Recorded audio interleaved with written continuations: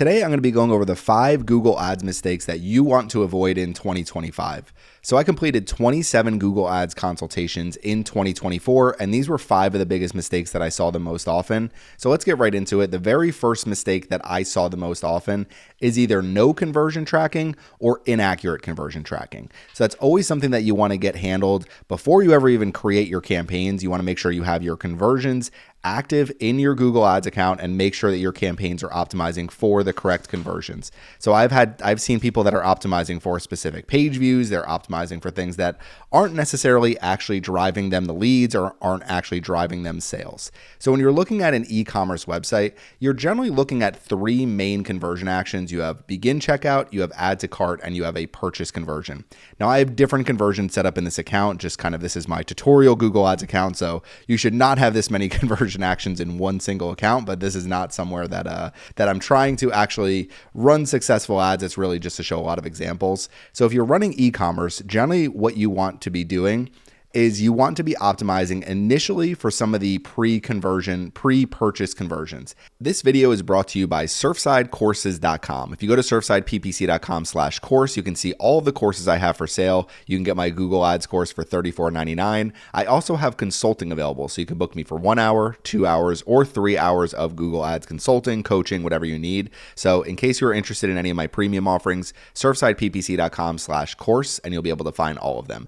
Back to the video. As soon as you get enough purchase data in there and you're getting conversion value, just optimize for that purchase conversion and just make sure you're going after conversion values with your bidding strategy. So that's the first and foremost for e-commerce. You may need to get some of that initial conversion data in, people adding to cart, people beginning their checkout. This is really dependent on budget, dependent on how many conversions you're seeing. But if you just start with the purchase conversion and you're not getting conversions right away, you may kind of be flying blind where Google's not able to actually say, okay, we haven't seen this conversion enough to really optimize for it. So first and foremost, make sure that you are getting enough conversions.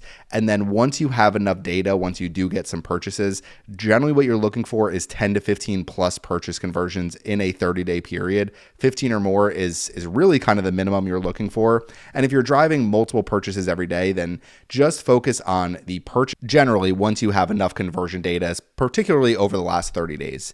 Now, if we scroll down here, so this is really more for e-commerce. We're looking at lead generation. There's basically 4 main conversion actions that you're optimizing for. There are phone calls directly from your ads. So these are people that never leave Google, and they're clicking on one of your mobile clicks to call buttons or one of the buttons on desktop that they can click, and it will show them a call forwarding number. So these are people that call you directly from your ads. These could be call only ads or just call assets that are attached to your responsive search ads. So that is the very first and foremost one that you want to make sure you're optimizing for. That's the easiest one to set up. The next 2 are going to happen on your website. So one is going to be what I call mobile clicks to call. So basically people on their mobile phone, they see a clickable link, clickable call button, and they call you directly. You want to make sure you're tracking every time somebody clicks on that link as a conversion. The next, I call them desktop phone call conversions, but essentially it's call forwarding. So somebody sees this phone number on their desktop device, they take out their phone, they call the number, and the call forwarding number will be able to track every time there's a 60-second phone call. The fourth is a form. My favorite way to track forms is just with a thank you page. There are ways to track them if you don't have a thank you page. A lot of times there's a form submission event or some type of event that takes place when you do submit your form. But the easiest way to do it is just anytime somebody fills out this form, send them to a thank you page. If you have multiple forms, then use different thank you pages if one is more valuable than the other. So generally 4 main conversions when you're getting started: the form, the mobile click to call for your phone number, the desktop call forwarding for the phone number, and then calls directly from ads. So those are going to be the 4 main ones that you want to optimize for. Once you set all of those up, make them primary actions in your account. And as long as you're not seeing a ton of conversions that don't match the leads that you're getting consistently, then you should have pretty accurate conversion data. So that's number 1, pretty basic. Just make sure you have accurate conversion data. Now, number 2, probably going to be a little bit different than what you would expect, but it is going to be essentially the landing page. I see a lot of landing page mistakes. And the two major mistakes that I see are landing pages not matching the actual search intent of what people are typing in, what people are expecting to see when they get to your website. And the second one is landing pages that just don't have clear call to action. So I actually have a good example with my pool website.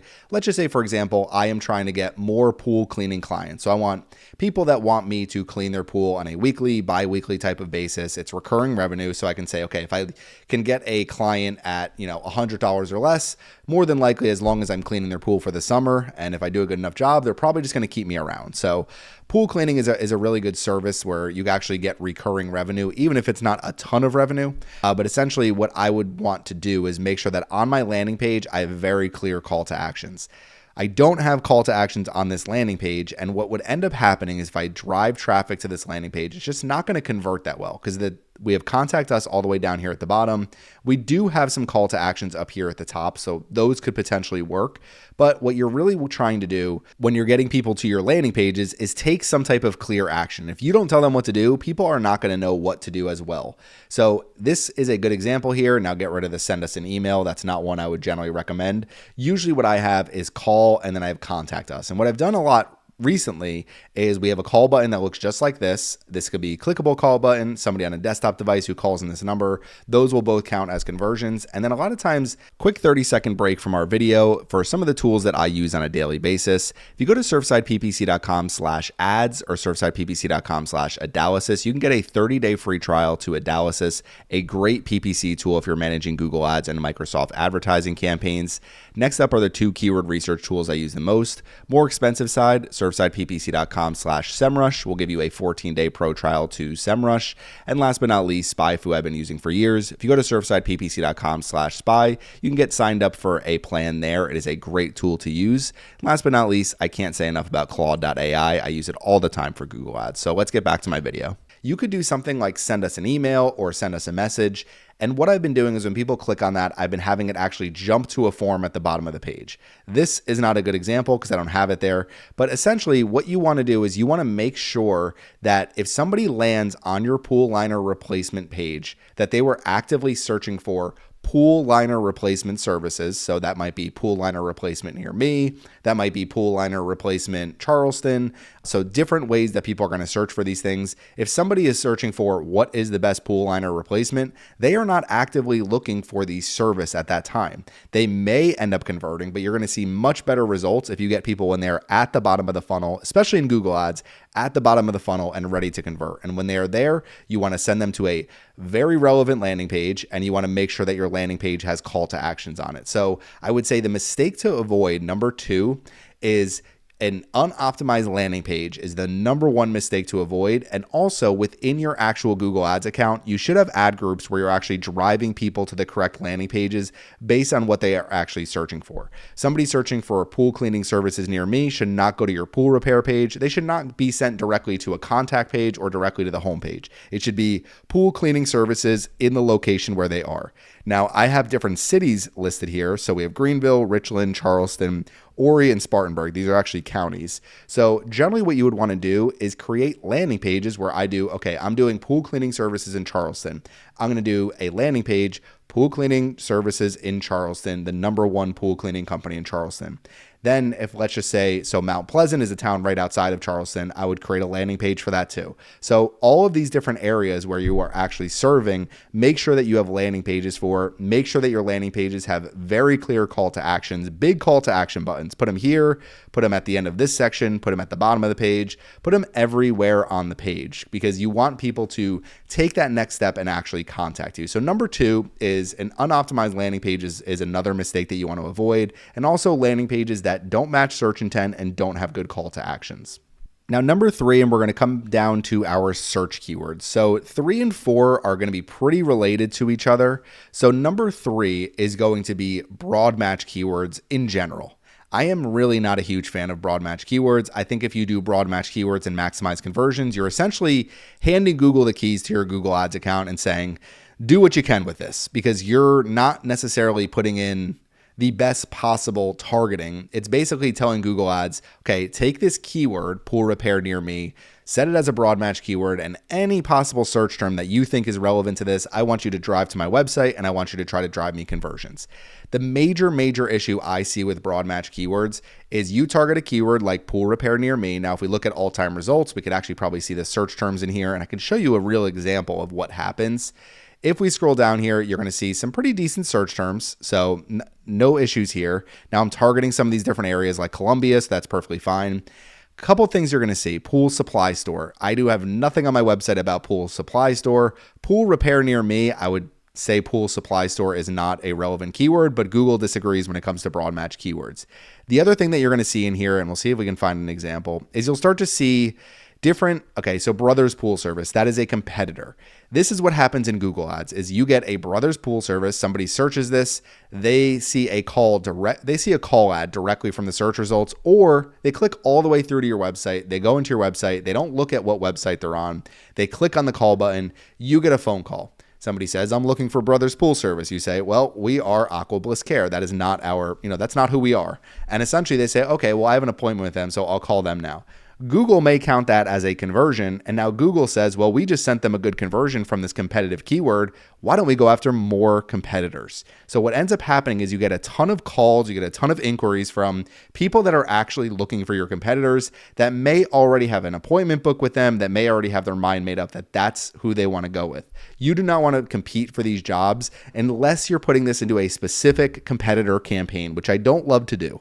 I try to avoid competitor keywords altogether. If somebody is looking for ABC company, a lot of times that is who they already are set on using. Now, national brands, that's where you can potentially say, okay, instead of, this national brand, this national pool company, you could say choose local and try to do that as far as your ad copy and make sure that people know, hey, we're a local company. Don't go with this massive company. We've had the same people working for us for the last 20 years, whatever it might be. So that is one of the biggest issues I see with broad match, and that's one of the main reasons I avoid them. I think it's harder to manage accounts that have broad match. Aqua Blue Pool Service is actually a real company. Aqua Bliss Care is not. So this is another competitor here, and I excluded this one probably just as an example. So that is the third biggest mistake that I see is using broad match keywords. They require very tight management. They require a very good negative keyword strategy, and they also require bidding strategies that are going to make sure that you are controlling your costs. So that is going to be number 3. Is bidding on broad match keywords. It's not necessarily something you should avoid altogether, but it is one of those things where it is going to expand your campaign to the point where you may actually see worse returns than what you might see with phrase match keywords. Now, number 4, if we come back to our search terms, so this one doesn't matter whether it's broad, phrase, exact. Really, for broad and phrase, it's going to be a bigger deal. But I always use this example and we could actually use the pool repair example. So let's just say, for example, I'm targeting keywords and I say, you know what, I'm going to target the phrase match keyword of pool repair. Well, what's going to end up happening is Google is going to take this keyword right here and say, okay, what is relevant to pool repair? Well, supply stores are, parts, videos on YouTube, how to do pool repair, how much does pool repair cost? So all of these different search terms that are not necessarily people further down the funnel, you're basically getting people that are in the middle funnel, top of funnel, and you will get some bottom funnel keywords. But essentially, when your search intent is more broad, even if you're using phrase match keywords or exact match keywords, if your search intent is more broad, you're going to see worse results. So pool repair will not perform nearly as well as literally just pool repair near me will perform. So what you want to do is you want to make sure that you're targeting keywords with the right search intent. Pool repair near me actually implies I'm looking for a pool repair company. So that is the keyword that you want to target as a phrase match keyword. I would rather look at an account and see pool repair near me, pool repair Charleston, and let's just use Charleston as the example. So we could do pool repair Mount Pleasant, that is right outside of Charleston, and then we'll say pool repair Johns Island. I think that's pretty close too. So basically any of the different cities that you service outside of Charleston, put those all in here. If you want to separate them by ad group, the reason to do that is if you have landing pages that actually match this search intent. So kind of getting further down, more advanced Google Ads techniques, but essentially pool repair near me is going to be a better search term, just targeting this as a phrase match keyword than trying to build out all of these different keywords that might have really really broad search intent and might not necessarily lead to the results that you're looking for. So number 4 is going to be keyword search intent just being completely off. And also, in addition to that, if you are using, even with the right search intent, if you are using broad match keywords here, you may still run into issues at times with like a pool repair near me that's going to bring in competitors. It's going to bring in some low quality searches. It will require more negative keywords on your part. Number 5 is last but not least, very, very simple one. So this is one that I've seen pretty often where people say, and the main reason I almost know when I'm going to see this now before a consulting call is when people say, I'm getting a lot of leads, but I'm getting a lot of low quality leads. There's 2 main reasons that I have seen that happen in Google Ads accounts. Number 1 is if you're running a search network campaign, it should be running on the Google search network only. You should not be including Google search partners. You should not be including the Google display network. So Google search partners, I have seen terrible performance from recently.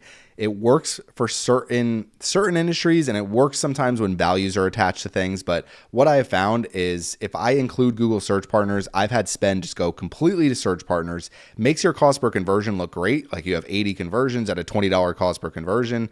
Maybe the client thinks that things look good in the Google Ads account, but what you're doing is you're driving junk. So for the example of pool repair, something like pool liner replacement, like I'm not going to be able to get $1-2 clicks for something like this. Like the clicks are going to be much more expensive for that. From the search partner network, you probably will get lower cost clicks. And generally the lower cost clicks are lower quality traffic. I would rather spend $15 on a really good click on somebody who is ready to convert than spend $15 on 10 different clicks from the search partners network. So I would throw your cost per click where that's not as important as ultimately what are my lead costs? How is my lead quality? Those are the 2 most important things. Search partners is going to lead to worse lead quality in my experience, and it's just going to basically take spend away from the search network where it actually is going to perform better. So for number 5, the mistake to avoid is targeting the search partners network or including the Google display network. I don't see this that often, but including search partners is definitely a major mistake you want to avoid.